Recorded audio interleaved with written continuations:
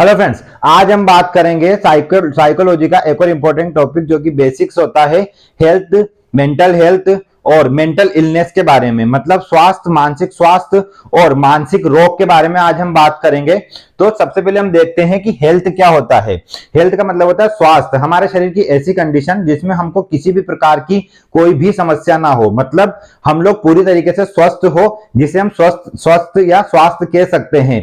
इसका मतलब होता है कि health is a complete physical, mental and social well-being of a person, not merely any absence of disease or infirmity। इसका मतलब होता है कि किसी भी व्यक्ति का स्वास्थ्य इस बात पर निर्भर करता है कि वह मानसिक, शारीरिक, सामाजिक, सांस्कृतिक और आध्यात्मिक रूप से स्वस्थ हो। अगर किसी भी व्यक्ति के अंदर किसी भी प्रकार का कोई भी अगर बीमारी पाई जाती है तो उसे हम अस्वस्थ कह सकते हैं।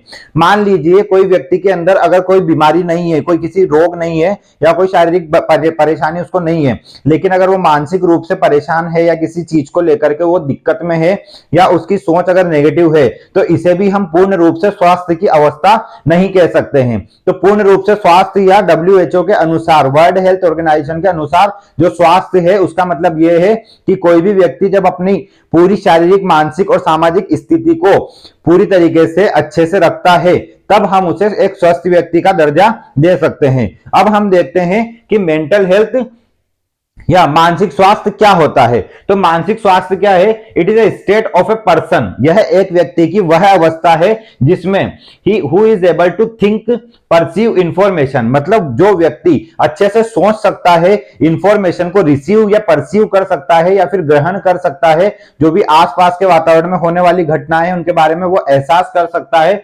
साथ में अगर वो ओरिएंटेशन की अवस्था में हो, मतलब जो भी उसके आसपास चल रहा है उस अवस्था को वो या जो भी चल रहा है उन घटनाओं को अगर वो पहचान सकता हो। इसके अलावा मेमोरी, जिसका दिमाग अच्छे से काम कर रहा हो, जिसकी याददाश्त अच्छी हो। साथ में गुड डिसीजन मेकिंग, जिसका निर्णय लेने की क्षमता अच्छा हो और जो मेंटली एबल हो, किसी भी काम को बिना किसी की सहायता के अपने खुद के दम पर करने के जो योग्य हो, ऐसे व्यक्ति को हम कह सकते हैं मेंटली हेल्दी पर्सन। और ऐसा व्यक्ति, मतलब ऐसी सारी क्वालिटी जिस व्यक्ति के अंदर हो वो होता है mental health.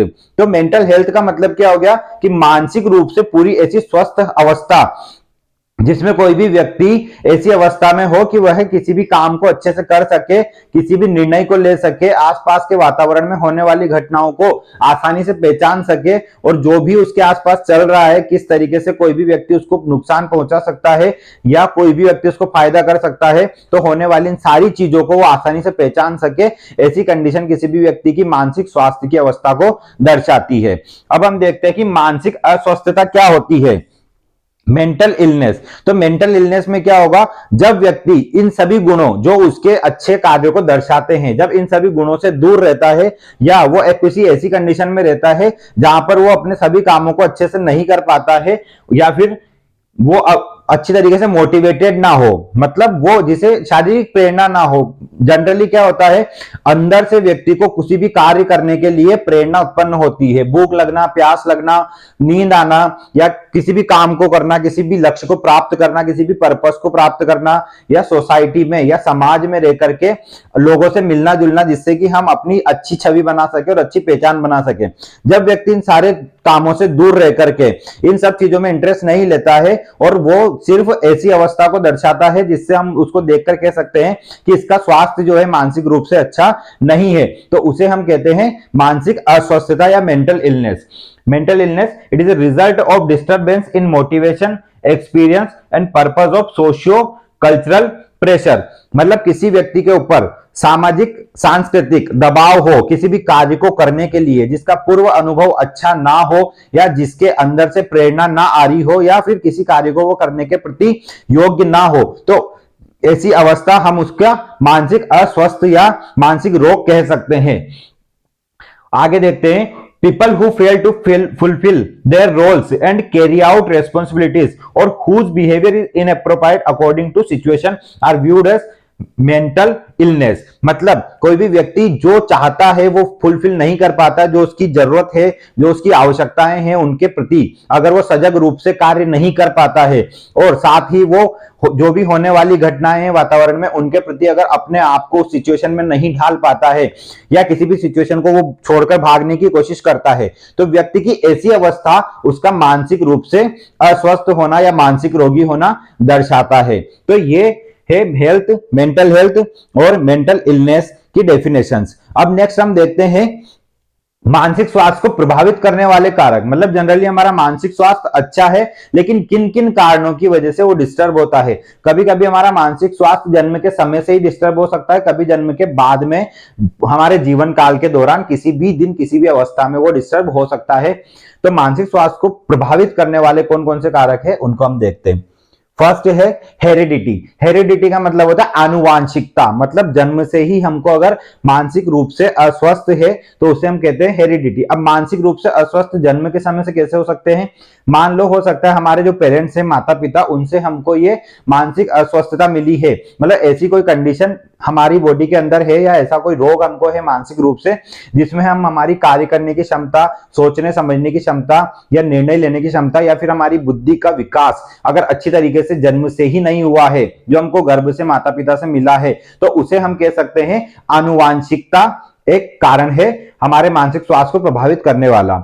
Next physical factor. Physical factor का मतलब क्या होता है, यदि कोई व्यक्ति अगर काला है, कोई व्यक्ति अगर छोटा है, नाटा है, या कोई व्यक्ति ऐसा है जिसका बॉडी शेप, जिसका शरीर का कलर अन्य लोगों की तुलना में ज्यादा अलग है, तो ऐसे व्यक्तियों को दूसरे लोग क्या करते हैं, थोड़ा सा क्रिटिसाइज करते हैं, थोड़ा सा उन लोगों को मतलब नीचा दिखाने का कोशिश करते हैं। तो ऐसी कंडीशन में क्या होता है, जिन व्यक्तियों को नीचा दिखाया जाता है उन व्यक्तियों के मानसिक स्तर पर बहुत फर्क पड़ता है। उन लोगों को ऐसा लगता है कि मुझे ये सब लोग मतलब खुद से नीचे समझ रहे हैं, और ऐसी कंडीशन में वह व्यक्ति कुछ किसी भी तरह का ऐसा डिसीजन ले सकता है जो कि सामान्य लोगों के लिए लेना बहुत मतलब जरूरी नहीं होता है, और वो व्यक्ति ऐसा डिसीजन लेता है जो कि बहुत गलत भी हो सकता है। चाहे वो आत्महत्या करने का सोच सकता है, या वो किसी का मर्डर करने का या किसी को नुकसान पहुंचाने के बारे में सोच सकता है, या वो मेनिया या डिप्रेशन वाली अवसाद की ऐसी अवस्था में चले जाता है जिसमें वो अकेला रहना पसंद करता है। ठीक है, तो ये सारी कंडीशन जो होती है ये किसी व्यक्ति का फिजिकल फैक्टर्स के कारण हो सकती है, जिसकी वजह से उसके मानसिक स्वास्थ्य के ऊपर बहुत ज्यादा प्रभाव पड़ सकता है। थर्ड है फैमिली। अगर किसी व्यक्ति का फैमिली अगर ऐसा है जिसमें कि ज्यादातर लोगों का मानसिक स्वास्थ्य जो है वो नॉर्मल से थोड़ा सा कम है। अब मेंटल हेल्थ जो है वो इफेक्ट किस चीज के ऊपर पड़ता है, अगर व्यक्ति का आईक्यू लेवल का मतलब होता है इंटेलिजेंस क्विटेंस, मतलब बुद्धि का मापन, अगर बुद्धि किसी व्यक्ति का सामान्य से या औसत की तुलना में अगर कम काम करता है तो ऐसी व्यक्ति में ऐसी कंडीशन में उस व्यक्ति की बुद्धि का ह्रास होता है या उस बुद्धि का लॉस होता है। जब बुद्धि का लॉस होता है या दिमाग का कम इस्तेमाल होता है तब व्यक्ति सामान्य चीजों को याद नहीं रख पाता है और वो बहुत सारी चीजों में डिस्टर्ब होता है, जिसकी वजह से उसको इन कारणों की वजह से उसको मानसिक स्वास्थ्य प्रभावित होता है। तो जब ये सारी चीजें किसी भी व्यक्ति के साथ में, अगर मेमोरी डिस्टर्बेंस और इंटेलिजेंस डिस्टर्बेंस अगर किसी व्यक्ति के साथ में अगर बचपन से हो रहा है या फैमिली के कारणों की वजह से हो रहा है या परिवार में भी अन्य लोगों को हो रहा है, तो एक व्यक्ति उससे ग्रसित होने में ज्यादा मुश्किल नहीं है, मतलब वो व्यक्ति उससे परेशान हो सकता है और उसका मानसिक स्वास्थ्य जो है वो बिगड़ सकता है। तो पारिवारिक कारण भी होता है किसी व्यक्ति का मानसिक स्वास्थ्य को डिस्टर्ब करने के लिए। फोर्थ है इमोशनल कंडीशन मतलब व्यक्ति जो चाहता है उसकी संवेदनाएं जो है जिस चीज को या जिस भी वस्तु को वो प्राप्त करना चाहता है उस चीज को वो प्राप्त करने में अगर असमर्थ है या उसके साथ में अगर ऐसी कोई कंडीशन है कि वह व्यक्ति किसी भी चीज को प्राप्त करना चाहता है लेकिन वो नहीं कर पा रहा है, तो ऐसी कंडीशन में उस व्यक्ति के अंदर कुछ इमोशंस होते हैं, कुछ भावना ऐसी होती है जिनकी वजह से वो मानसिक रूप से अस्वस्थ हो जाता है या डिस्टर्ब हो जाता है। तो उसे हम कह सकते हैं इमोशनल कंडीशन, जिसकी वजह से हमारा मानसिक स्वास्थ्य जो है वो डिस्टर्ब हो रहा है। नेक्स्ट हम देखेंगे एजुकेशन मतलब जहां पर हम एजुकेशन लेते हैं या जिस तरह की एजुकेशन हम लेते हैं, एजुकेशनल सेंटर जैसे कॉलेजेस, स्कूल्स, यूनिवर्सिटीज, कोचिंग, इन सब पर भी होने वाली जो क्रियाएं हैं वो हमको मानसिक रूप से अस्वस्थ कर सकती है। जो भी क्रियाएं हम दिन भर में देखते हैं या किसी व्यक्ति के सामने अगर कोई ऐसी क्रियाएं हो रही है जो कि सामान्य तौर पर उसके दिमाग को इफेक्ट कर सकती है, तो उन चीजों की वजह से उसका मानसिक स्वास्थ्य बिगड़ सकता है। जैसे दो दोस्तों के बीच में लड़ाई हो जाती है या ऐसी कोई लड़ाई जो उनके मानसिक स्तर पर फर्क डाल सकती है, तो ऐसी सब चीजों की वजह से मानसिक स्वास्थ्य डिस्टर्ब हो सकता है और प्रभावित हो सकता है। नेक्स्ट है religious and culture. Religion and culture का मतलब होता है, रिलीजन का मतलब होता है धर्म और कल्चर का मतलब होता है संस्कृति। तो धर्म और संस्कृति ये चीजें भी मायने रखती है हमारी मेंटल हेल्थ पे। हमारा जो खान पान, रहना, रहन सहन, ये सभी चीजें जो है, और हम किस तरह का पहनावा पहनते हैं, ये सब चीजें हमारे मानसिक स्वास्थ्य पे बहुत असर डालती है। किसी के घर में जींस अलाउ नहीं होता है, किसी के घर में टी शर्ट पहनना अलाउ नहीं होता है, किसी के घर में पूरा कवर करके रहना होता है पूरा बॉडी को। तो ये सब चीजें हमारे मेंटल हेल्थ पर बहुत प्रभाव डालती है। जब हमको सामान्य तौर पर जो चीजें हम खाना पीना चाहते हैं, जिस तरह का पहनावा, जिस तरह का परिवेश, रहन सहन हम रखना चाहते हैं, उस तरह का अगर हमको नहीं रखने दिया जाता है, तब हमारे मानसिक स्वास्थ्य के ऊपर फर्क पड़ता है, जो कि जन्मांतर के लिए भी हो सकता है और कुछ समय के लिए भी हो सकता है। क्योंकि जब हमारा जगह परिवर्तन होता है तब हम उस चीजों को भूल जाते हैं और हम लोग हमारी लाइफ को अच्छी तरीके से सेटल कर पाते हैं। लेकिन जब तक हम उस जगह से जुड़े हुए हैं या उस आधारशिला के अंदर या उस एक परिवेश के अंदर हम लोग जब तक है, तब तक हम लोग क्या होता है, डिस्टरबेंस होते रहते हैं उस चीज की वजह से, जिसकी वजह से हमारे मानसिक स्तर पर बहुत ज्यादा फर्क पड़ता है। और ये चीजें हमारे मानसिक स्तर को बहुत ज्यादा प्रभावित करती है और कहीं ना कहीं ये हमारे मानसिक रोगी होने का कारण भी बन सकते हैं। नेक्स्ट है अडल्सेंस। अडल्सेंस का मतलब होता है किशोरावस्था।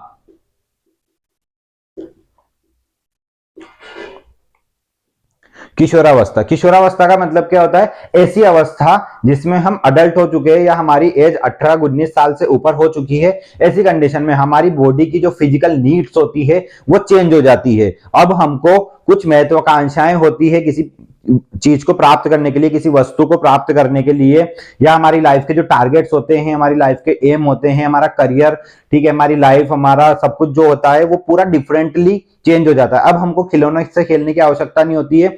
ऐसी कंडीशन में अब हमको क्या चाहिए, हमको हमारा लाइफ टारगेट, करियर सब कुछ सेट करना होता है। हमारी माइंड के अंदर बहुत सारी ऐसी चीजें चलती रहती है जो कुछ साल पहले नहीं थी। तो जब किशोरावस्था होती है तो ऐसी कंडीशन में जब हमारी लाइफ पूरी तरीके से चेंज हो रही है, हमारी एज चेंज हो रही है, तो उसके अकॉर्डिंग हमको क्या करना रहता है, हमारी लाइफ में जो चीजें हमको चाहिए उन चीजों की प्राप्ति होना, हमारी जो बेसिक नीड्स है उनकी प्राप्ति होना भी आवश्यक है। अगर नहीं होता है तो ऐसी कंडीशन में सबसे ज्यादा असर पड़ता है मानसिक स्वास्थ्य के ऊपर। तो किशोरावस्था में ही जिन व्यक्ति के ऊपर मानसिक स्वास्थ्य के ऊपर असर पड़ जाता है या प्रभावित हो जाता है, या जो लोग मानसिक रोग को ग्रहण कर लेते हैं, ऐसे लोग पूरे जन्मांतर, पूरे जीवन भर अपने मानसिक रोगों से लड़ते रहते हैं और ज्यादातर लोग ज्यादा जीवन नहीं जी पाते हैं और कुछ समय बाद वो या तो आत्महत्या या ऐसा कुछ प्रयास करने लग जाते हैं।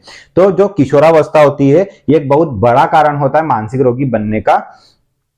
नेक्स्ट है सोसाइटी, समाज। समाज में रह रहे हैं तो समाज के तौर तरीके के हिसाब से चलना है। ये हमारे भारतीय संस्कृति का कल्चर है, मतलब किस तरीके से हमको रहना है, यही कल्चर हमने हमेशा से फॉलो किया है। लेकिन अगर हम हमारे कल्चर से दूर जाकर के किसी और कल्चर को फॉलो करते हैं, जैसे वेस्टर्न कल्चर को फॉलो करते हैं, बट हमारे समाज के लोगों की धारणा ऐसी है कि हम किसी और कल्चर को फॉलो नहीं कर सकते, हमारा खान पान, रहन सहन, ये सभी चीजें हमारे जो है मानसिक स्वास्थ्य को प्रभावित कर सकती है।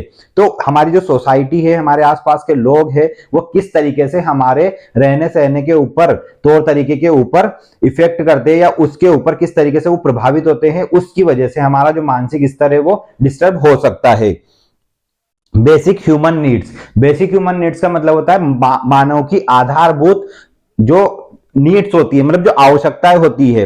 बेसिक ह्यूमन नीड्स के ऊपर एक वीडियो हम पहले बना चुके हैं जिसमें आप देख सकते हैं पूरा बेसिक ह्यूमन नीड्स के बारे में। इसमें हमारी जनरल नीड्स आती है, मतलब हमारी प्रायोरिटी नीड्स, हमारे जीवन में हमको सबसे जरूरी क्या है, अगर वो नीड्स पूरी हो जाती है तो उसके बाद हमको क्या चाहिए, अगर वो नीड भी पूरी हो जाती है तो उसके बाद हमको क्या चाहिए, इस तरीके से। तो सबसे पहले हमको चाहिए खाना पीना, रहना, ये सब कुछ। अगर ये हमको मिलता है, कपड़े अच्छे या खाना पीना अच्छा, तो ये सब हमारी बेसिक नीड होती है। हमको नींद चाहिए, हमको शांति चाहिए। चाहिए, इतना सब कुछ होता है। उसके बाद हमको चाहिए फैमिली सपोर्ट चाहिए, उसके बाद हमको चाहिए रेस्पेक्ट, फिर खुद के मन के अंदर हम हमारे बहुत सारी महत्वाकांक्षा होती है, हम चाहते हैं कि हम लोग ये भी प्राप्त करें वो भी प्राप्त करें। उसके बाद बहुत ज्यादा आवश्यकता हमारी जो चीजों की होती है वो हमको चाहिए रहती है। तो हमारी किस तरीके से हमारी नीड्स होती है, अगर वो सेटिस्फेक्शन के हिसाब से अगर हमारी नीड पूरी हो जाती है तो हमारा जो मानसिक स्तर है वो स्वस्थ रहता है। लेकिन जनरली 99% लोगों के अंदर जो बेसिक ह्यूमन नीड्स है वो पूरी नहीं हो पाती है, जिसके कारण कहीं ना कहीं हर व्यक्ति तनाव की अवस्था में या स्ट्रेस या कुंठा फ्रस्ट्रेशन की अवस्था में रहता है, जिसकी वजह से व्यक्ति का मानसिक स्तर कहीं ना कहीं डिस्टर्ब रहता है। तनाव होना, गुस्सा करना, क्रोधित होना, ये सब भी हमको मानसिक स्वास्थ्य की अवस्था से दूर लेकर जाते हैं और एक मानसिक रोगी होने का एहसास कराते हैं। तो बेसिक ह्यूमन नीड्स के बाद में सेटिस्फेक्शन, सेटिस्फैक्टरी नीड्स, हमारी जो सेटिस्फेक्शन होता है सामान्यतः भूख, प्यास और सोना, अगर हमको ये तीन चीजें मिल जाती है तो हम लोग क्या होता है पूरी तरीके से संतुष्ट हो जाते हैं। इसके बाद हमारी जो बाकी की नीड्स है वो हमारी नीड्स पर्सनल लेवल पर होती है, हर व्यक्ति को सारी नीड्स नहीं होती है, लेकिन भूख, प्यास और नींद ये हर व्यक्ति की जनरल आवश्यकताएं होती है, जिसको हम मोटिवेशन चैप्टर में पूरी अच्छी तरीके से समझते हैं। नेक्स्ट है इलनेस। इलनेस मतलब अगर हमको शरीर में किसी भी प्रकार की कोई बीमारी है जिसके कारण हम लोग अगर अच्छे से नहीं रह पाते हैं या हमको हमारा मानसिक स्तर बिगड़ता है। जैसे अगर मुझे हर्निया या किडनी कैंसर है तो उसकी वजह से मेरे दिमाग में हमेशा कुछ ना कुछ टेंशन चलती रहेगी। मान लो मुझे हार्ट अटैक आता है बार बार या मुझे दौरे पड़ते हैं, तो ये सारी चीजें मुझे हर वक्त मानसिक रूप से डिस्टर्ब करके रख सकती है। तो इलनेस एक बड़ा कारण हो सकता है मानसिक रूप से अस्वस्थ रहने का। हाइजीन, अगर हम साफ सफाई नहीं रखेंगे हमारे आसपास या हमारे शरीर की, तो ऐसी कंडीशन में क्या हो सकता है, बहुत प्रकार की बीमारियां हमको हो सकती है, जो कि साफ सफाई ना रखने की वजह से कुछ इन्फेक्शन हमारी बॉडी में हो सकते हैं। तो उनकी वजह से हमारा जो मेंटल स्टेटस है, मानसिक स्थिति जो हमारी है वो डिस्टर्ब हो सकती है, क्योंकि उसकी वजह से बहुत ज्यादा वक्त तक हम लोग हमारे खुद के फिजिकल को, हमारे शरीर को देखने में ही निकाल देते हैं और हमारे बहुत सारे काम उसकी वजह से रुक जाते हैं। जैसे कि किसी एक व्यक्ति को खुजली वाली प्रॉब्लम है या उसको प्रूराइटिस ऐसा कुछ प्रॉब्लम है, जिसकी वजह से वो अपने जो जनरल काम है वो नहीं कर पा रहा है या उसको अपने ऑफिस से छुट्टी लेना पड़ रहा है, जिसकी वजह से उसको डेली डेली बॉस की डांट पड़ रही है। अब उस व्यक्ति के ऊपर काम का इतना प्रेशर आ गया है कि उसका पूरा मानसिक रूप से वो डिस्टर्ब हो चुका है। किसी दिन उसने घर के किसी मेंबर को डांट दिया या मारा या मतलब इस तरीके से लड़ाई झगड़े हुआ और सामने वाला व्यक्ति उसके साथ रहने से मना कर दिया, तो ऐसी कंडीशन में व्यक्ति का जो मानसिक स्वास्थ्य है वो पूरी तरीके से बिगड़ जाता है। तो व्यक्ति का जो हाइजीन होता है वो बहुत बड़ा फैक्टर हो सकता है मानसिक स्वास्थ्य को प्रभावित करने के लिए। नेक्स्ट हम देखेंगे नॉलेज। अगर किसी व्यक्ति को ज्ञान नहीं है कि किस हिसाब से हमारा मानसिक स्वास्थ्य जो है वो अच्छा रख सकते हैं, किस तरीके से हम खुद को स्वस्थ रख सकते हैं, किस तरीके से हमारा दिमाग का स्तर जो है उसको अच्छी तरीके से मेंटेन करके रख सकते हैं, तो ऐसी नॉलेज की अवस्था जिसमें हम लोगों को नॉलेज का मतलब हम लोगों को मानसिक स्वास्थ्य का या स्वास्थ्य का ज्ञान नहीं है, तो ऐसी कंडीशन में भी हमको प्रॉब्लम हो सकती है। नेक्स्ट है हैबिट्स, हमारी आदतें। किसी को सिगरेट पीना, दारू पीना या एल्कोहलिज्म, ऐसा कोई अगर किसी को प्रॉब्लम होता है या ऐसी हैबिट्स होती है, या किसी व्यक्ति को मारने पीटने या लड़ाई झगड़े करने की अगर प्रॉब्लम, ऐसी कोई हैबिट होती है, तो ये सारी हैबिट्स क्या होता है किसी भी व्यक्ति के मानसिक स्तर को बहुत ज्यादा डिस्टर्ब कर सकती है। कंपैरिजन विद अदर्स, सबसे बड़ी प्रॉब्लम्स आजकल के टीनेजर्स की यही होती है कि उनको दूसरों के साथ कंपेयर किया जाता है। कैसे कंपेयर किया जाता है, हर लड़के को बोला जाता है जाके शर्मा जी के लड़के को देखो वो कितना पढ़ता है, अरे तो ये भी पढ़ेगा, उसको टाइम दो थोड़ा। क्यों टाइम देना जरूरी है, क्योंकि उसका मानसिक स्तर और सामने वाले का मानसिक स्तर एक जैसा नहीं है। क्यों नहीं है, क्योंकि इसकी परवरिश में और उसकी परवरिश में बहुत ज्यादा अंतर है। अंतर क्यों आया है, क्योंकि इसकी एज और उसकी एज में भी अंतर है, या अगर अंतर नहीं भी है तो इनके खाने पीने, इनके न्यूट्रिशन में, हर एक चीज में इस तरह का अंतर है कि कहीं ना कहीं ऐसा अंतर है जिसकी वजह से ये और वो समान नहीं है। तो किसी भी व्यक्ति को किसी के साथ कंपेयर करते हैं तो उसका जो मानसिक स्वास्थ्य है वो बहुत ज्यादा डिस्टर्ब हो जाता है। डिस्टर्ब होने की वजह से व्यक्ति किसी भी प्रकार का एक्शन ले सकता है, फिर वो चाहे नेगेटिव हो चाहे पॉजिटिव हो, वो उस व्यक्ति के लिए कोई मायने नहीं रखता, लेकिन सामने वालों के लिए वो बहुत ज्यादा डिस्टर्बेंस हो सकता है। तो ये सभी जो कारण है, इन सभी कारणों की वजह से जो मानसिक स्वास्थ्य हमारा वो डिस्टर्ब हो सकता है। तो नेक्स्ट हम देखते हैं कॉजेस ऑफ मेंटल हेल्थ, मतलब मेंटल इलनेस के कॉजेस, मतलब मानसिक रूप से अस्वस्थ होने के क्या कारण हो सकते हैं। तो तीन तरह के कारण हमारे सामने हैं। फर्स्ट है हमारे बायोलॉजिकल फैक्टर्स, मतलब जैविक कारक। दूसरे हैं हमारे साइको सोशियल फैक्टर, मतलब मनोसामाजिक कारक। और तीसरा हमारा सोशियो कल्चरल फैक्टर, मतलब सामाजिक सांस्कृतिक कारक। तो तीन तरह के कारण होते हैं, जिनके अंदर हम देखते हैं कि इन कारणों के अंदर क्या क्या है। तो फर्स्ट है बायोलॉजिकल फैक्टर्स, मतलब ऐसे कारण जो हर व्यक्ति के अंदर होते हैं, हर व्यक्ति का मानसिक रूप से अस्वस्थ बना सकते हैं। तो उसके अंदर पहला है हेरेडिटी। अगर आनुवांशिक रूप से कोई किसी भी व्यक्ति को अगर अस्वस्थता है तो वो मानसिक रूप से डिस्टरबेंस हो सकता है, उसको मानसिक रोग हो सकता है। दूसरा है ऑर्गेनिक कारण। ऑर्गेनिक कारण मतलब शरीर के अंदर, शरीर में अगर हमारे किसी भी प्रकार की चोट लगती है या हमारा टिश्यू डेथ होता है, टिश्यू डेथ होने की वजह से ब्रेन में ऑक्सीजन की कमी होगी, और ब्रेन में ऑक्सीजन की कमी होने की वजह से एंसेफेलाइटिस या मेनिंजाइटिस जैसी प्रॉब्लम हो सकती है, जो हमारे ब्रेन में इंफेक्शन का कारण या ब्रेन में सूजन का कारण या ब्रेन के अंदर किसी भी प्रकार की ऑर्गेनिक कोई बीमारी का कारण बन सकती है, जिसकी वजह से हमारे सोचने समझने कार्य करने की क्षमता में परेशानी उत्पन्न हो सकती है, जो हमारे मानसिक रोग का कारण बन सकती है। अल्कोहल, शराब पीना, ड्रग्स करना और केमिकल, किसी भी प्रकार का केमिकल या ज्यादा दवाइयां खाने की वजह से हमको मानसिक रूप से अस्वस्थता का सामना करना पड़ सकता है। सामान्यतः देखा जाता है कि जो व्यक्ति रेगुलर मेडिसिन लेता है उनके अंदर सोडियम की अधिकता हो जाती है या कमी हो जाती है। जिस वक्त सोडियम की कमी हमारे शरीर में होती है तो हमारा जो ओरिएंटेशन होता है वो स्थिर नहीं हो पाता है, हमारी सोचने समझने की क्षमता जो होती है वो धीरे धीरे कमजोर होने लगती है। तो ये सब कारण हो सकते हैं। इनडाइजेशन, मतलब अगर खाना नहीं पचता है, अपच रहती है या अगर पेट में डिस्टरबेंस रहती है, तो ऐसी कंडीशन में भी हमारा मानसिक जो स्वास्थ्य है वो डिस्टर्ब हो सकता है, हम तनाव की अवस्था में आ सकते हैं। ब्लड शुगर लेवल डिस्टरबेंस, मतलब हमने जितना शुगर लिया है उतना शुगर हमको बॉडी में यूज नहीं हुआ है, तो हमारा शुगर लेवल जो है वो हाई हो जाता है, और कभी कभी हमको जितनी शुगर लेवल की आवश्यकता होती है उतना शुगर हम लोग नहीं खा पाते, तो हमारे शरीर में कार्बोहाइड्रेट्स की कमी हो जाती है, जिसकी वजह से ग्लूकोज लेवल हमारा डाउन हो जाता है। तो ये सब कारण हो सकते हैं जिसकी वजह से हमारे ब्रेन में प्रॉपर न्यूट्रिशन नहीं पहुंचेगा अच्छे से। अगर पोषण हमारा शरीर ब्रेन नहीं हो पाएगा, मस्तिष्क को पोषण नहीं होगा, तो ऐसी कंडीशन में हमको मानसिक रोगों का सामना करना पड़ सकता है। नेक्स्ट है फिजिकल कोजेज, मतलब शारीरिक कारक। शारीरिक कारक कौन कौन से हैं? ब्लाइंडनेस, मतलब अंधापन, बहरापन या इंपोर्टेंसी, मतलब नपुंसकता या बच्चे ना जन्म करने की असक्षमता। इसके बाद में कंजेनाइटल डिसऑर्डर। कंजेनाइटल डिसऑर्डर का मतलब क्या होता है? कोई भी बच्चा जब जन्म से क्लेफ्ट लिप या क्लेफ्ट पैलेट ऐसी किसी अवस्था के साथ में अगर पैदा होता है, क्लेफ्ट लिप का मतलब होता है उसका होठ कटा हुआ हो, क्लेफ्ट पैलेट का मतलब जबान के नीचे का हिस्सा कटा हुआ हो, या उसमें कोई किसी भी प्रकार का ब्लीडिंग डिसऑर्डर हो, तो ऐसी कंडीशन को हम बोल सकते हैं कंजेनाइटल डिसऑर्डर। तो जब भी ऐसी अवस्था होती है तो बच्चे जन्म के समय से ही हम अपने मानसिक स्तर को नीचे की ओर रखते हैं, जिसकी वजह से उनका मानसिक रोगी होना संभव हो पाता है। नेक्स्ट है फिजिकल डेप्रीवेशन। फिजिकल डेप्रीवेशन का मतलब होता है शारीरिक कुरचना। शारीरिक मतलब या फिर बोल सकते हैं शारीरिक कमी। हमारे शरीर के अंदर कुछ ऐसी कमी होती है जिसकी वजह से हम लोग क्या होता है मानसिक रोगी बनने के काबिल हो जाते हैं।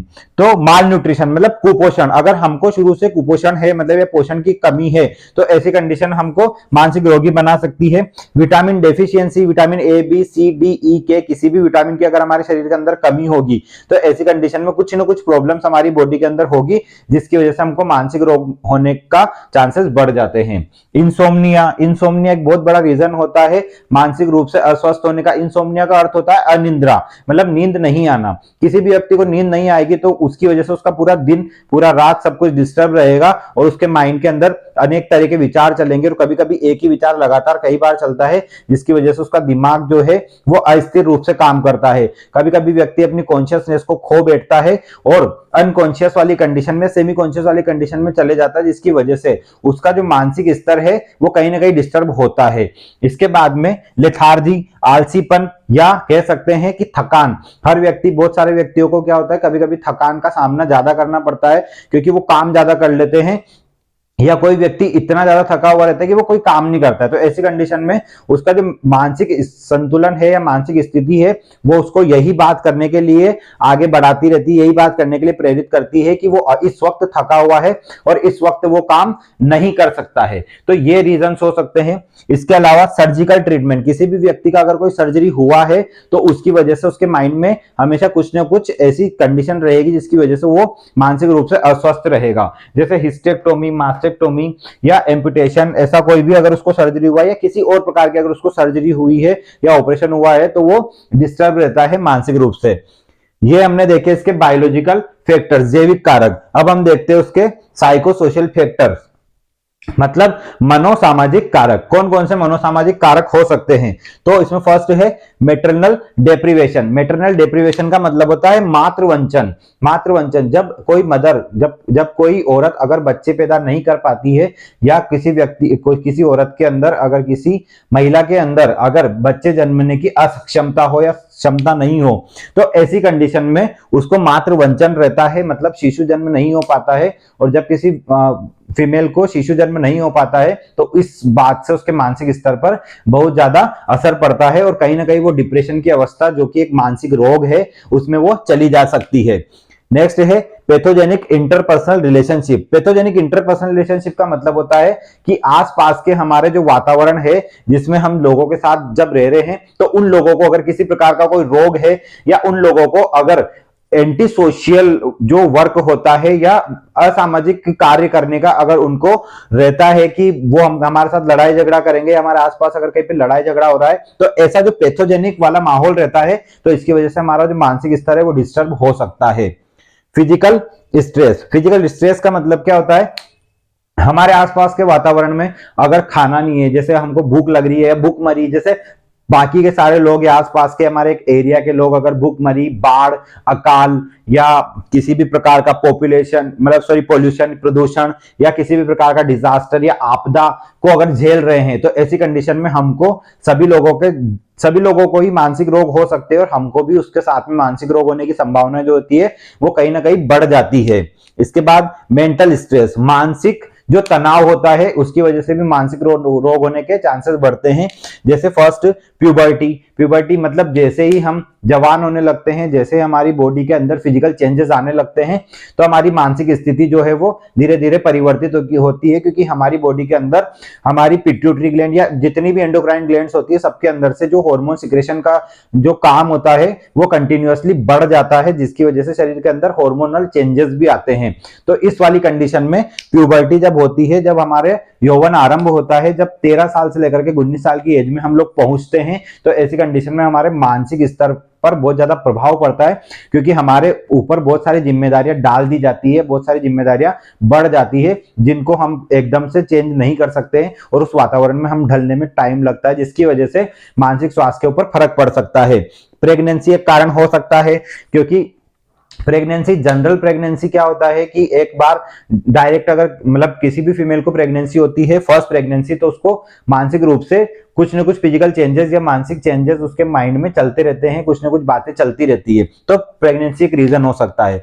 बेबीज कंजेनाइटल डिसऑर्डर, मतलब अगर बच्चा जन्म के समय से ही किसी समस्या में है, मतलब अगर किसी को बच्चा हुआ है और छोटा बच्चा अगर जन्म से ही किसी बीमारी के साथ में पैदा हुआ है, कभी कभी क्या होता है बच्चे पैदा होते हैं वो ट्रांसजेंडर निकलते हैं, कभी कभी बच्चे को होता है कि उनका सर का आकार छोटा है या उनका पैर छोटा है या बच्चे का होठ कटा हुआ है या बच्चे की फिंगर्स नहीं है या बच्चे को हाथ नहीं है, तो ऐसी कोई भी अगर कंजेनाइटल डिसऑर्डर, जन्मजात कुरचना या जन्मजात विकृति अगर बच्चे को हो, तो ऐसी कंडीशन में भी हम उस बच्चे को देख करके उसको रिसीव करने में बहुत ज्यादा प्रॉब्लम होती है और हमारे जो दिमाग है, हमारा जो मस्तिष्क है उसके ऊपर बहुत ज्यादा प्रभाव पड़ता है, बहुत ज्यादा दबाव पड़ता है, जिसकी वजह से मानसिक रोग होने के चांसेस बढ़ जाते हैं। नेक्स्ट देखते हैं मेंटल कॉन्फ्लिक्ट। मेंटल कॉन्फ्लिक्ट का मतलब क्या होता है? मानसिक अंतर्द्वंद।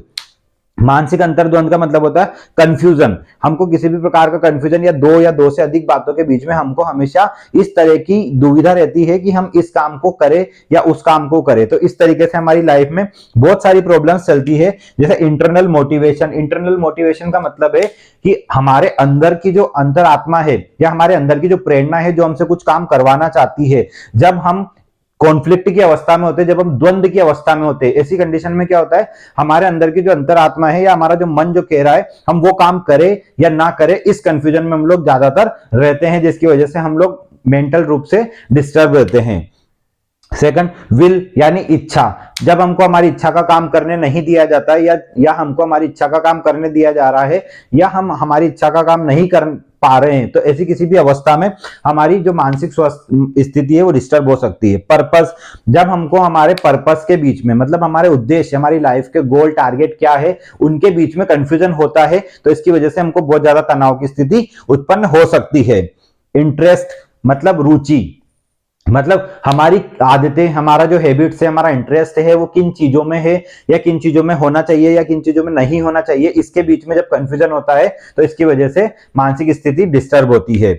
इसके बाद में प्रिंसिपल्स, हमारी लाइफ के सिद्धांत किस तरीके से काम करते हैं। मान लो हम लाइफ में कुछ अचीव करना चाहते हैं, हमारा टाइमिंग, हमारा समय पर जाना, समय पर उठना, समय पर सोना, ये सब कुछ फिक्स है, लेकिन अगर उसमें किसी भी प्रकार का डिस्टर्बेंस होता है और कभी हमारा जो शेड्यूल है वो डिस्टर्ब होता है, तो ऐसी कंडीशन में व्यक्ति को समझ में नहीं आ पाता है कि वो कौन सा काम छोड़े, कौन सा काम करे कि उसका जो भी रूटीन है वो सेट हो सके। तो ऐसी कंडीशन में जो प्रिंसिपल्स है वो डिस्टर्ब होते हैं और मानसिक रूप से व्यक्ति अस्वस्थ दिखाई देता है। इमोशंस, इमोशंस मतलब संवेदनाएं, मतलब जब व्यक्ति की संवेदनाएं, जब व्यक्ति के इमोशन, जब व्यक्ति के अंदर की भावनाओं को ठेस पहुंचती है या उसके अंदर कंफ्यूजन होता है, तो ऐसी कंडीशन में व्यक्ति मानसिक रूप से अस्वस्थ देखा जा सकता है।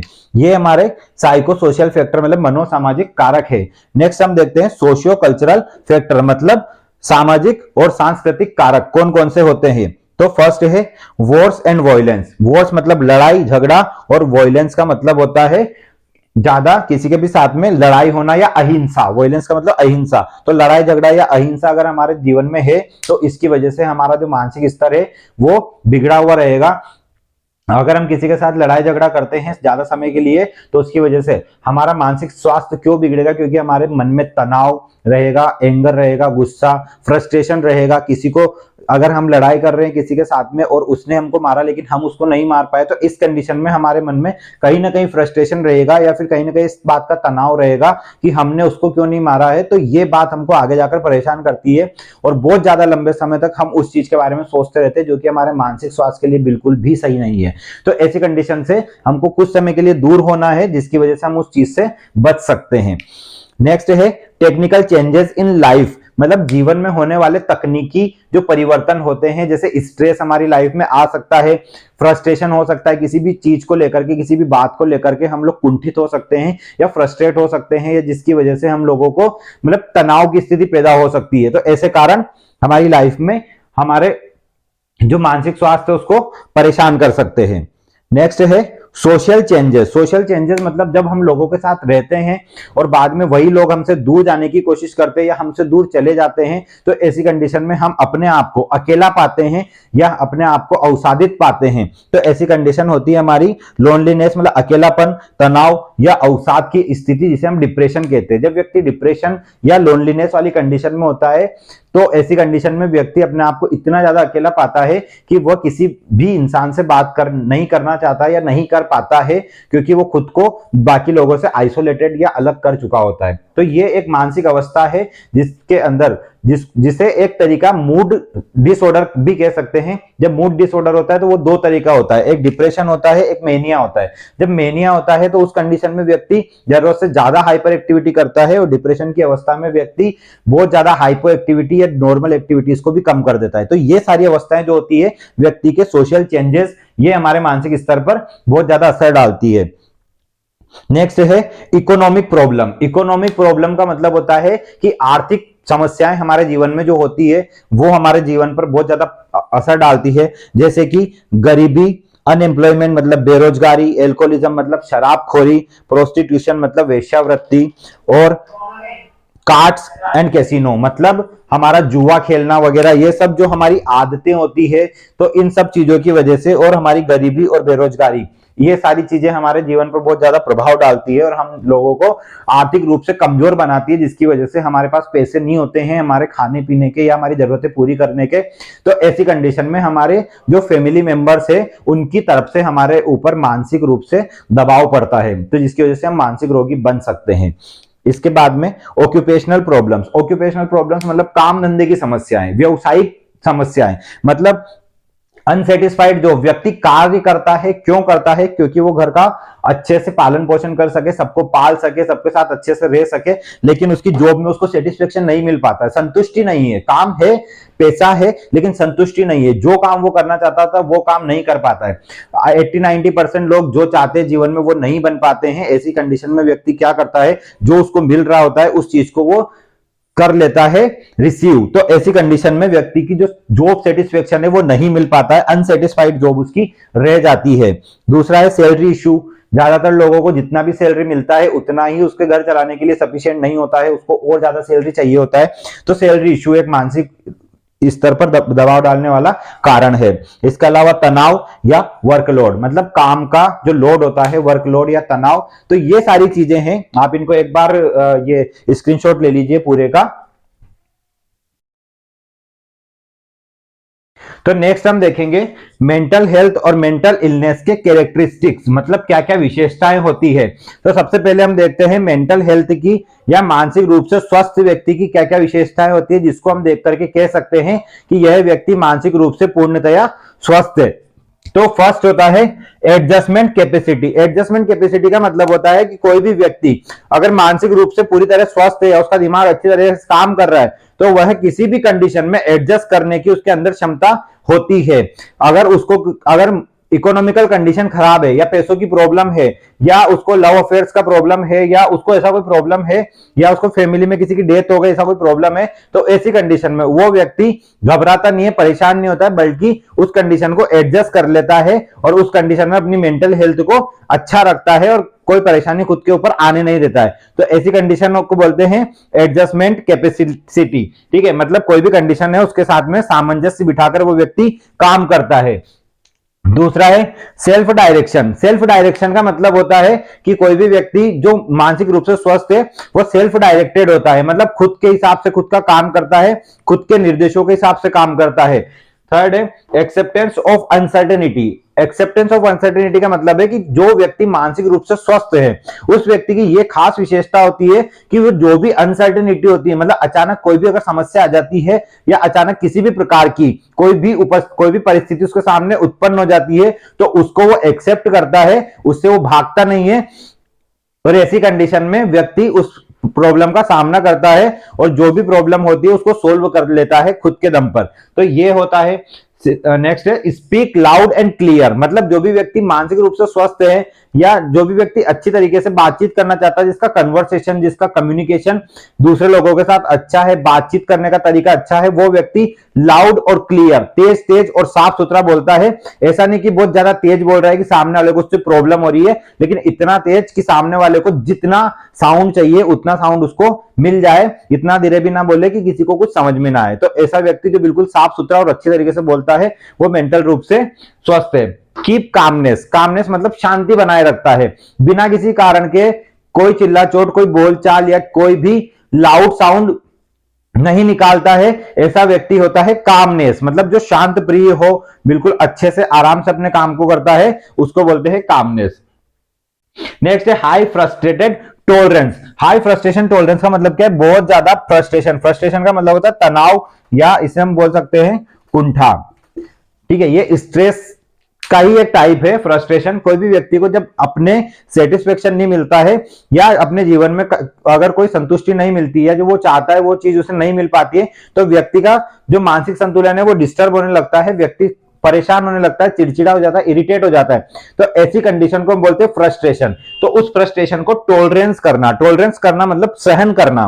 तो इस तनाव को सहन करने की जो क्षमता होती है वो होती है जो मेंटली हेल्दी पर्सन होता है, मानसिक रूप से स्वस्थ व्यक्ति के अंदर। Social interest. सोशल इंटरेस्ट का मतलब क्या होगा? सामाजिक रुचि, मतलब समाज के कार्यों में रुचि बनाए रखना। मतलब जो भी समाज के कार्य हो रहे हैं, जैसे अगर कोई प्रोग्राम हो रहा है, गली मोहल्ले में, चौराहे पर, तो उसमें जाकर इंटरेस्ट दे। इसके अलावा अगर फ्रेंड सर्किल में कोई प्रोग्राम हो रहा है या कोई भी अगर नाटक प्रोग्राम कर रहे हैं या साथ में अगर जैसे स्कूल कॉलेजेस में अगर कोई एक्टिविटीज हो रही है तो उसमें पार्टिसिपेट करना, इसको बोलते हैं सोशल इंटरेस्ट। अगर किसी व्यक्ति का ऐसा सब कुछ है तो वो मेंटली हेल्दी है। कोई व्यक्ति अगर इन चीजों से दूर भागता है, इसका मतलब क्या है कि वो अवॉइड कर रहा है उन चीजों को। अगर कॉलेज में फंक्शन है या स्कूल में कोई फंक्शन है किसी भी प्रकार का, उसमें अगर कोई भी व्यक्ति पार्टिसिपेट कर रहा है तो इसका मतलब ये है कि वो मानसिक रूप से स्वस्थ है और वो हर एक एक्टिविटी को खुद के लाइफ में इन्वॉल्व करना चाहता है। और कोई व्यक्ति अगर उन सबसे अवॉइड कर रहा है या कॉलेज में आ नहीं रहा है, स्कूल में आ नहीं रहा है, छुट्टी ले रहा है, ऐसा सब कुछ हो रहा है उसके साथ में, तो इसका मतलब क्या है, उस व्यक्ति के दिमाग में कुछ और चल रहा है या वो व्यक्ति कहीं ना कहीं डरा हुआ है, सहमा हुआ है, या फिर उस व्यक्ति को ऐसा लगता है कि उससे नहीं हो पाएगा। तो ऐसे व्यक्ति जो इन सारी जो भी सोशल एक्टिविटीज होती है उसमें इंटरेस्ट लेता है वो होता है मानसिक रूप से स्वस्थ। नेक्स्ट है रिस्क टेकिंग एंड कॉन्फिडेंट। मतलब कोई भी व्यक्ति जब रिस्क ले सकता है किसी भी चीज के लिए या कॉन्फिडेंट हो, मतलब जो व्यक्ति जिसके अंदर आत्मविश्वास पूरी तरीके से भरा हुआ हो या जो व्यक्ति पूरा जिसमें आत्मविश्वास अच्छे से हो और जो रिस्क लेने की हिम्मत रखता है, किसी भी प्रकार की रिस्क ले सकता है वो व्यक्ति, मतलब अपने जीवन को जीने के लिए या अच्छे तरीके से चलाने के लिए एक डिसीजन की जरूरत होती है। अगर कोई व्यक्ति सोचता ही रहता है, लगातार सोचता रहता है और एक डिसीजन पे आके रुकता नहीं है, तो इसका मतलब यह है कि वो रिस्क लेने से डरता है। और कोई व्यक्ति जब अपना निर्णय बिल्कुल क्लियर कर लेता है तो ऐसी कंडीशन में वो व्यक्ति रिस्क लेने के लिए तैयार होता है। अब वो रिस्क लेने के बाद में उसको ये पता होता है कि अगर इसमें कुछ गलत हुआ या कुछ बुरा हुआ तो उसके बाद मेरा क्या प्लान है। तो ऐसे व्यक्तियों के पास में प्लान होते हैं और वो रिस्क लेते हैं और पूरी तरीके से कॉन्फिडेंट होते हैं। नेक्स्ट है problem solving approach. Problem solving approach का मतलब क्या होगा कि व्यक्ति को समस्या का समाधान करना आता है। जनरली व्यक्ति किन तरीकों से सीखता है, या तो बोल बोल कर सीखता है या लिख लिख कर सीखता है या किसी काम को देख देख कर, किसी और व्यक्ति को देखकर उसके काम को सीखता है, या फोन चलाकर, किसी भी तरीके से व्यक्ति या तो देखकर सीखता है या करके सीखता है। दो काम होते हैं, वर्बल एक्टिविटी या मोटर एक्टिविटी। लेकिन जो थर्ड एक्टिविटी होती है उसको बोलते हैं प्रॉब्लम सॉल्विंग मेथड। अगर कोई व्यक्ति किसी समस्या का समाधान करके किसी काम को सीख रहा है तो इसका मतलब यह है कि वो अच्छी लर्निंग की तरफ जा रहा है। तो जिन व्यक्तियों को प्रॉब्लम सोल्व करना आता है उन लोगों का क्या रहता है, वो लोग मानसिक रूप से स्वस्थ रहते हैं। जैसे कि अगर सामने कोई भी प्रॉब्लम आ गई हमको, जैसे एग्जाम से तो पास होना है, तो उसके लिए हमारे पास सॉल्यूशन क्या है कि हमको पढ़ाई करना है। तो जो व्यक्ति उस सॉल्यूशन के पीछे जा रहा है वो मानसिक रूप से स्वस्थ है। जो व्यक्ति एग्जाम में नहीं बैठ रहा है वो व्यक्ति मानसिक रूप से अस्वस्थ है। तो प्रॉब्लम को फेस करना, प्रॉब्लम को सॉल्यूशन ढूंढना, ये होता है मानसिक स्वास्थ्य की स्थिति। और प्रॉब्लम को छोड़कर भाग जाना, रन अवे हो जाना या एस्केप करना, इसे बोलते हैं मानसिक अस्वस्थता। नेक्स्ट है ओरिएंटेशन। ओरिएंटेशन का मतलब होता है स्थिति का आभास होना। जिस व्यक्ति को स्थिति का आभास होता है वह व्यक्ति पूरी तरीके से स्वस्थ होता है, जिसको पता है कि उसके आसपास के वातावरण में क्या चल रहा है, किस तरह की कंडीशन में वो रह रहा है, किस तरह की कंडीशन में दूसरे लोग रह रहे हैं, उसको जिसको सभी तरह का एहसास होता है उसको बोलते हैं ओरिएंटेड पर्सन। तो नेक्स्ट है रेस्पॉन्सिबिलिटी। जो व्यक्ति मानसिक रूप से स्वस्थ है वो जिम्मेदार होगा, अपनी सारी जिम्मेदारियों को जानेगा, पहचानेगा, हर काम उस हिसाब से करेगा कि किसी को नुकसान ना हो, किसी को चोट ना पहुंचे और किसी को भी किसी भी तरह की कोई हानि ना हो या ऐसा कोई प्रॉब्लम ना हो जो उसकी वजह से हो रही हो। तो ऐसा व्यक्ति जो जिम्मेदार बनकर रहता है, जिम्मेदारियों का एहसास होता है, जिम्मेदारियां निभाता है, ऐसा व्यक्ति होता है रेस्पॉन्सिबल या मानसिक रूप से स्वस्थ। नेक्स्ट है वैक्सी फ्लेक्सिबिलिटी। वैक्सी फ्लेक्सिबिलिटी का मतलब क्या हो गया, वैक्स का मतलब होता है मोम, फ्लेक्सिबिलिटी का मतलब होता है लचीलापन। ऐसा व्यक्ति जिसके अंदर मोम जैसा लचीलापन हो। मोम कैसा होता है, मोम को जिस तरह के बर्तन में डालते हैं वो उस तरह का आकार ले लेता है। तो इसका मतलब ये है कि जब भी किसी व्यक्ति को किसी भी कंडीशन में, किसी भी सिचुएशन में जब छोड़ दिया जाए और वो अगर उस सिचुएशन के साथ में एडजस्ट कर लेता है कि हाँ ठीक है, मान लो रात को 3 बजे या 2 बजे नाइट के समय पर किसी व्यक्ति को नींद आ रही है, लेकिन उसको सीरियस होकर अपने छोटे भाई या बहन को पढ़ाना है क्योंकि उसका सुबह एग्जाम है। तो ऐसी कंडीशन में क्या व्यक्ति नींद को ज्यादा वो देगा या फिर वो अपने भाई बहन को पढ़ाएगा? प्रायोरिटी किस चीज को वो देता है? अगर वो जिस कंडीशन में है उसको लगता है कि आज की जो नाइट है उसमें मुझे इनको पढ़ाना चाहिए क्योंकि सुबह इनका एग्जाम है, तो इसका मतलब ये है कि वो फ्लेक्सिबिलिटी की कंडीशन में है। मतलब उसके अंदर जीवन को जीने के लिए लचीलापन जो होना चाहिए, जो फ्लेक्सिबिलिटी होना चाहिए, वो उसके अंदर है। अगर वो व्यक्ति जाकर के इस सिचुएशन को छोड़ देता है और जाकर के आराम से सो जाता है तो इसका मतलब क्या है कि उस व्यक्ति को ये नहीं पता कि उसके लिए सही क्या है और गलत क्या है। तो जो व्यक्ति आराम से अपने काम को अच्छी तरीके से करता है और किसी भी कंडीशन में एडजस्ट कर लेता है, वो होता है मेंटली हेल्दी। फ्लेक्सिबिलिटी का गुण उसके अंदर होता है। नेक्स्ट है सेल्फ इवेल्युएशन। इवेल्युएशन का मतलब होता है आकलन करना, और सेल्फ का मतलब होता है स्वयं का। जिस व्यक्ति को यह पता होता है कि मुझे खुद को क्या करना है, किस तरीके से मुझे आगे बढ़ना है, या मुझे लाइफ में क्या अचीव करना है, मुझे क्या चाहिए, ऐसा व्यक्ति खुद के हिसाब से काम करता है और वो व्यक्ति अपनी लाइफ में जो चाहता है वो प्राप्त करने के बहुत नजदीक पहुंच जाता है, या कभी कभी उस चीज को प्राप्त भी कर लेता है। तो ऐसे व्यक्ति मानसिक रूप से स्वस्थ होते हैं। नेक्स्ट है नॉन वायलेंट। नॉन वायलेंट का मतलब होता है अहिंसावादी। अहिंसावादी मतलब ऐसा व्यक्ति जिसको हिंसा पसंद नहीं हो, लड़ाई झगड़ा पसंद नहीं हो, जो प्यार से सारी बातों को, अगर कोई लड़ाई झगड़ा भी है तो उसको प्यार से ही शांत कर सकता है, या किसी भी बात को जिसके माइंड में ऐसा है कि हर चीज का जो सॉल्यूशन है वो लड़ाई करने से नहीं होगा, तो ऐसा जो व्यक्ति रहता है, ऐसी सोच वाला, वो मानसिक रूप से स्वस्थ है। नेक्स्ट है good social relationship and job satisfaction. ऐसा व्यक्ति जिसका सबके साथ अच्छा सोशल रिलेशनशिप, अपने ऑफिस में, अपनी काम की जगह पर, अपने स्कूल कॉलेजेस में, या अपनी एजुकेशन का जो भी इस जगह होती है, सब जगह पर जिसका सोशल रिलेशनशिप अच्छा हो। और कोई व्यक्ति अगर जॉब कर रहा है तो जॉब उसका सेटिस्फाइड हो, मतलब उसे अपनी काम से संतुष्टि मिल जाए, वो किसी भी प्रकार से फ्रस्ट्रेट ना रहे, कोई स्ट्रेस ना रहे, तो ऐसा व्यक्ति मानसिक रूप से स्वस्थ कैटेगरी में माना जाएगा। And last well balanced life. ऐसा व्यक्ति जो अपने जीवन को पूरी अच्छी तरीके से जी रहा है, संतुलन के साथ जी रहा है, किसी भी प्रकार का कोई तनाव, कोई फ्रस्ट्रेशन, कोई कुंठा या किसी भी प्रकार की कोई निराशा नहीं रख रहा है, ऐसा व्यक्ति होगा मानसिक रूप से स्वस्थ। अब हम देखते हैं कि मानसिक रूप से अस्वस्थ व्यक्ति या मानसिक रोगी जो होते हैं उनके क्या लक्षण होते हैं। क्या आप में वो लक्षण है? क्या आप उन लक्षणों को दूर करना चाहते हैं? क्या आप उन लक्षणों को दूर कर सकते हैं? अगर आपके अंदर है तो आप उनको जाने और उनको दूर करने के कारणों को या उनको दूर करने के जो उपाय है उनको समझें। तो सबसे पहले हम देखते हैं कि क्या होता है मेंटली इल जो पर्सन होता है, मतलब मानसिक जो रोगी होता है, उसकी क्या क्या विशेषताएं होती है, वो कैसा दिखता है, वो क्या करता है, वो किन तरह की एक्टिविटीज करता है, ये सब हम इसके अंदर देखते हैं। फर्स्ट है माल एडजस्टमेंट। माल एडजस्टमेंट का मतलब क्या है? एडजस्टमेंट नहीं कर पाना, सामंजस्य नहीं बिठा पाना, मतलब किसी भी सिचुएशन में अगर उसको डाल दिया जाए तो उस सिचुएशन में वो खुद को एडजस्ट नहीं कर पाता है, खुद को सिचुएशन के हिसाब से ढाल नहीं पाता है और उस सिचुएशन को छोड़कर भागने की कोशिश करता है, तो ऐसा व्यक्ति होता है मेंटल इल पेशेंट, मानसिक रोगी।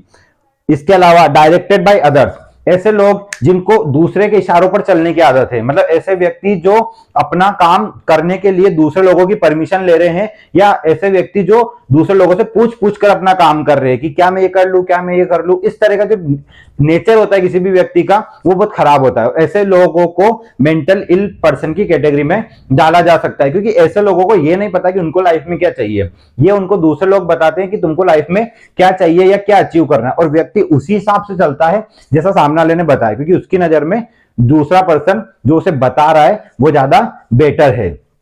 ऐसे लोग मानसिक रोगी की अवस्था में आते हैं। नेक्स्ट है ignorance of uncertainty. Ignorance of uncertainty का मतलब क्या होगा? अगर मानसिक रूप से कोई व्यक्ति स्वस्थ है तो वो एक्सेप्टेंस ऑफ अनसर्टेनिटी, मतलब जो भी कंडीशन होगी, जो भी आपातकालीन समस्या आएगी तो उसको वो एक्सेप्ट करता है, और मानसिक रोगी जो होगा वो इग्नोरेंस करता है, मतलब उसको बहिष्कृत करता है, या जो भी कंडीशन अगर एकदम से हमारे सामने आती है तो उसको वो क्या करता है, उसको इग्नोर करता है या उससे दूर भागने की कोशिश करता है। इस तरह के व्यक्ति होते हैं मेंटल इल। नेक्स्ट है fourth speak in group and hide himself. ये सबसे बड़ा रीजन होता है आजकल के स्टूडेंट्स में, सबसे ज्यादा ये देखा जाता है कि speak in groups and hide himself, मतलब ग्रुप में बोलते हैं जब भी टीचर पढ़ा रहे होते हैं, या अगर किसी भी प्रकार की कोई क्लास या कोई सेमिनार के अंदर अगर बैठे हैं, ग्रुप में बोलते हैं, 3 4 5 बच्चे एक साथ बोलते हैं, और बाद में क्या करते हैं, जब भी उनसे पूछा जाता है कि कौन था या किसकी आवाज आई थी, तब वो क्या करते हैं, खुद को छुपा देते हैं, या आसपास वाले भी उनको छुपाने की कोशिश करते हैं। ये बहुत ज्यादा एक मानसिक रोगी की अवस्था होती है। शायद इस तरह के व्यवहार को कम करके अगर बच्चे थोड़ा बहुत अगर खुद को एक्सप्रेस करना स्टार्ट कर दें तो शायद उनके अंदर सुधार की गुंजाइश बन सकती है, या वो सुधर सकते हैं। तो ऐसा अगर करते हैं बच्चे तो आई थिंक उन्हें नहीं करना चाहिए। नेक्स्ट है एंगर और लैक ऑफ कंसंट्रेशन। ये दो चीजें हैं। एंगर मतलब गुस्सा, अगर किसी व्यक्ति को बात बात पर गुस्सा आता है, छोटी छोटी बात पर लड़ाई कर लेता है, मान लो दो लोगों के बीच में जनरल कन्वर्सेशन हो रहा है, नॉर्मल बातचीत हो रही है, लेकिन उसमें से किसी व्यक्ति ने किसी दूसरे सामने वाले व्यक्ति को थप्पड़ मार दिया, या जनरली उनके बीच में स्लैपिंग वगैरह हो गया, थोड़ा बोलचाल ज्यादा हो गया, या अगर वो एब्यूजिंग वर्ड अगर गालियां यूज कर रहे हैं, तो इसका मतलब ये है कि उनके अंदर एंगर जो है वो ज्यादा भरा हुआ है, और उसको कम करने के लिए उनको क्या चाहिए, थोड़ा सा कामनेस, थोड़ा सा खुद को कूल डाउन करना, थोड़ा सा अंदर की जो हीट है उसको कम करना। लेकिन ऐसे व्यक्ति क्या करते हैं जिनके अंदर एंगर ज्यादा होता है, वो एंगर को ही फॉलो करते हैं। क्यों करते हैं? क्योंकि उनको ऐसा लगता है कि गुस्से से ही सब कुछ कंट्रोल हो सकता है। लेकिन उनको ये नहीं पता कि अगर इनको गुस्सा आ रहा है तो सामने वाले व्यक्ति को भी गुस्सा आ रहा होगा, तो अगर गुस्सा दोनों व्यक्तियों को आएगा तो उस गुस्से का सॉल्यूशन कुछ भी नहीं होता है। तो उस गुस्से का सॉल्यूशन एक ही हो सकता है कि दोनों व्यक्ति चुप रहे। लेकिन जनरली हम देखते हैं कि जब दो व्यक्ति आपस में एक दूसरे के ऊपर गुस्सा कर रहे होते हैं तो वो गुस्सा कहीं ना कहीं जाकर के हमको नुकसान पहुंचाता है। तो एंगर मानसिक रूप से अस्वस्थ होने का एक लक्षण है, जिसे हम आज ही छोड़ें तो ज्यादा बेटर होगा, अदरवाइज ये हमारे लिए नुकसानदायक हो सकता है।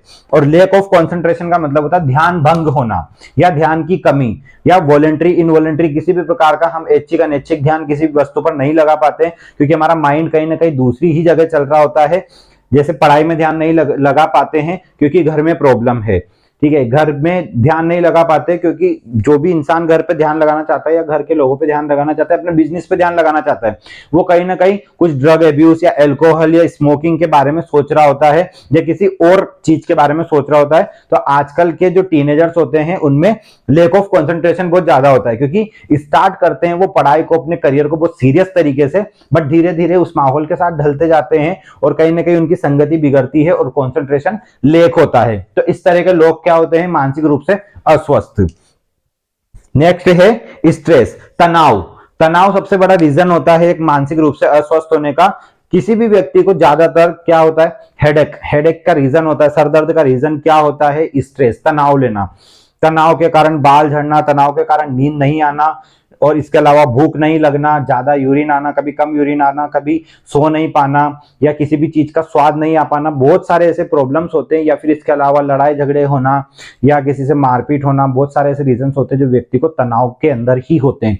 अगर हम तनाव नहीं लेंगे या तनाव की कंडीशन हमारे माइंड में नहीं उपस्थित होगी तो हम इन सारी जो प्रॉब्लम्स होती है इनको सोल्व कर सकते हैं। बट हम स्ट्रेस को ही फॉलो करते हैं जनरली। अब स्ट्रेस को कैसे मैनेज करना है, तो स्ट्रेस मैनेजमेंट के ऊपर एक वीडियो बनेगा जिसमें आप इसको समझ सकते हैं कि स्ट्रेस को कैसे मैनेज करना है।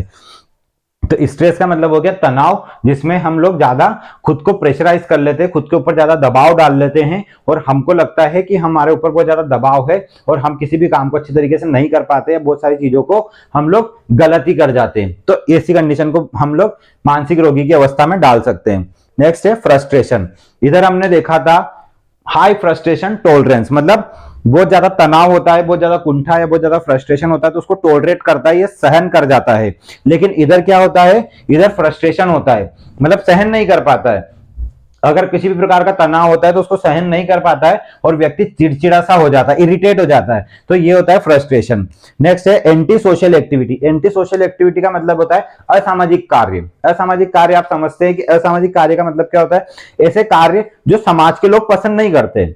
समाज के लोग पसंद नहीं करते वाले कार्य कौन कौन से होते हैं, लड़ाई झगड़ा करना, या किसी महिला के साथ में गलत व्यवहार करना, या मादक पदार्थों का सेवन करना, या ड्रग्स का सेवन करना, स्मोकिंग करना, या लड़ाई झगड़े ज्यादा करना। तो ये सारी जो चीजें होती है, होता है एंटी सोशल एक्टिविटी। इसके अलावा क्राइम किसी भी प्रकार का अगर हम करते हैं तो वो सब एंटी सोशल एक्टिविटीज के अंदर ही आता है। तो ये सारी चीजें हमको क्या बनाती है, समाज से दूर करती है, और साथ साथ हमको समाज में हमारा जो असर है वो बुरा छोड़ती है, हमारी छाप समाज में बुरी डलती है, जिसकी वजह से क्या होता है, समाज के लोग हमको गलत समझते हैं, जो कि हम इस वक्त अगर ऐसी एक्टिविटी कर रहे हैं तो हाँ हम गलत हैं। तो हमको गलत नहीं होना है, क्योंकि हमको क्या करना है, मानसिक रूप से अस्वस्थ नहीं रहना है, मानसिक रूप से स्वस्थ रहना है। तो अगर कोई व्यक्ति एंटी सोशल एक्टिविटीज करता है तो मानसिक रूप से अस्वस्थ है। नेक्स्ट है अग्रेशन। अग्रेशन का मतलब क्या होता है, बहुत ज्यादा आक्रामकता, आक्रामक होना, किसी भी बात पर बहुत ज्यादा गुस्सा हो जाना, बहुत ज्यादा आक्रामक हो जाना, या झगड़ालू प्रवृत्ति का हो जाना। तो ये सब भी मानसिक रोगी की विशेषताएं होती है। लेक ऑफ कॉन्फिडेंस मतलब आत्मविश्वास की कमी, स्वविश्वास की कमी, खुद में विश्वास की कमी आ जाती है, जिसकी वजह से व्यक्ति को लगता है कि ये काम मेरे बस का नहीं है, या मुझसे नहीं हो पाएगा, या मैं नहीं कर पाऊंगा। तो ऐसी कंडीशन होती है लेक ऑफ कॉन्फिडेंस। नेक्स्ट है मेंटल रिटार्डेशन। मेंटल रिटार्डेशन का मतलब होता है मंद बुद्धिता, मंद बुद्धि, मंद बुद्धि का मतलब होता है हमारा जो इंटेलिजेंस होता है, हमारा जो दिमाग होता है, हमारा दिमाग कितना काम करता है, 70 to 100% हमारा दिमाग काम करता है।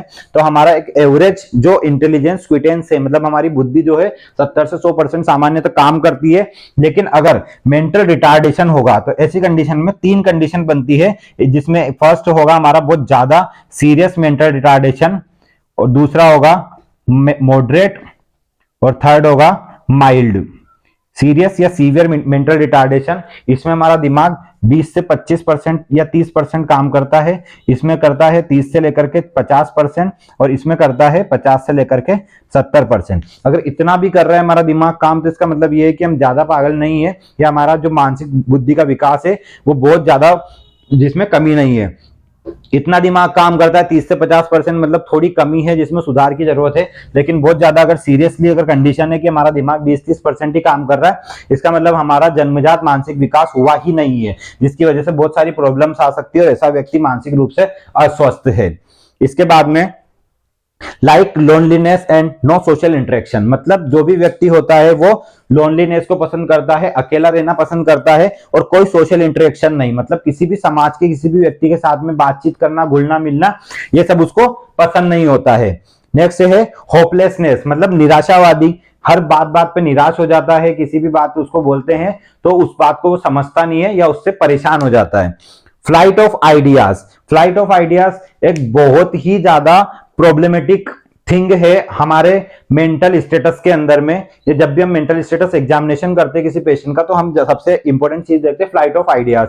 मतलब क्या होता है, विचारों का उड़ना। जब भी कोई व्यक्ति हवा में बातें करता है, हवा में बातें का मतलब होता है कि जो उससे क्वेश्चन पूछा जाए उससे रिलेवेंट या उससे संबंधित अगर वो आंसर नहीं दे रहा है, या जो भी उससे बात की जाए अगर उससे संबंधित बात हमसे नहीं कर रहा है, या वो किसी और अन्य बात को ही कर रहा है जिसका हमारे कन्वर्सेशन से, हमारी बातचीत से कोई मतलब नहीं है, तो ऐसी बातों को बोलते हैं बातों का हवा में उड़ना या बातों का हवा में रहना। तो उसको बोलते हैं फ्लाइट ऑफ आइडियाज। उसके विचार जो है, उसके मन में जो भावनाएं आ रही है, जो विचार आ रहे हैं, जो थॉट्स है, ठीक है, वो सब कुछ है हवा में ही है, मतलब उसकी बातें हवा में है, जिसका कोई औचित्य नहीं है, या जिसका कोई मतलब कोई लॉजिक नहीं है, ठीक है। तो ये सारी चीजें होती है फ्लाइट ऑफ आइडियाज। ऐसे ऐसे पर्सन को भी हम मेंटल इल में कैटेगरी में डाल सकते हैं। सर्कमस्टेंशियलिटी, सर्कमस्टेंशियलिटी के अंदर में क्या होता है, व्यक्ति एक बात को एक पॉइंट से यहां से स्टार्ट करता है, और यहां से स्टार्ट करके जब बात को यहां खत्म करना रहता है तो डायरेक्ट वो इस तरीके से नहीं जाता है, वो व्यक्ति यहां से ऐसे घूमते घूमते घूमते बातों का बतंगड़ बना करके, बहुत ज्यादा बातों को लेकर के बातों को यहां पर खत्म कर देगा। तो जिस बात को यहां पर खत्म होना था वो बात यहां खत्म हुई, मतलब इसका मतलब क्या है कि उसकी बातों का कोई मतलब नहीं है, उसने बातों को घुमाया। सर्कमस्टेंशियलिटी मतलब बातों को बहुत ज्यादा घुमाया है, और उस बात को उसने जहां खत्म करना था बात को खत्म नहीं किया, बात को कहीं और ही दिशा में लेकर चला गया। That is called circumstantiality. एक बहुत ज्यादा प्रॉब्लम वाली थिंग है। नेक्स्ट है फॉरगेटफुलनेस। फॉरगेटफुलनेस का मतलब क्या होता है, भूलना, भूलने की बीमारी, याद नहीं रख पाना या याददाश्त खोना, जिसको हम बोलते हैं फॉरगेटफुलनेस या मेमोरी लॉस, या इसको हम साइंटिफिक भाषा में बोलते हैं एमनीशिया। तो इसका मतलब होता है कि किसी भी बात को कोई भी व्यक्ति ज्यादा समय तक याद नहीं रख पाता है, या उसको भूलने की बीमारी होती है, जैसे रास्ते भूलना, इंसान को भूलना, या किसी का चेहरा भूलना, या किसी की बातों को भूलना, या पढ़ाया हुआ भूलना। तो ये सारी चीजें, उसने कहाँ कपड़े रखे हैं, कहाँ उसने कोई भी सामान कहाँ पर रखा है, तो सारी चीजें वो भूल जाता है रख करके, तो उसको बोलते हैं फॉरगेटफुलनेस। क्रिमिनल, एल्कोहलिक और ड्रग एडिक्ट, कोई भी व्यक्ति जो अपराधी हो, नशाखोरी हो, और मतलब शराबखोरी और नशाखोरी, मतलब जो शराब पीता हो, नशा करता हो, क्रिमिनल एक्टिविटी करता हो, ऐसा व्यक्ति क्या करता है, ऐसा व्यक्ति भी मानसिक रोगी की अवस्था में आ सकता है। और लास्ट है not a good life and satisfaction, मतलब जिस व्यक्ति की लाइफ अच्छी नहीं चल रही हो, या जिसकी जीवन में कोई सेटिस्फेक्शन नहीं हो, ऐसा व्यक्ति क्या करता है, ऐसा व्यक्ति अपने जीवन को अच्छे से नहीं चला पाता है, और ऐसे व्यक्तियों को हम डालते हैं मानसिक रोगी की अवस्था में। तो ये था हमारा पूरा मेंटल हेल्थ और मेंटल इलनेस को समझने के पीछे का तरीका।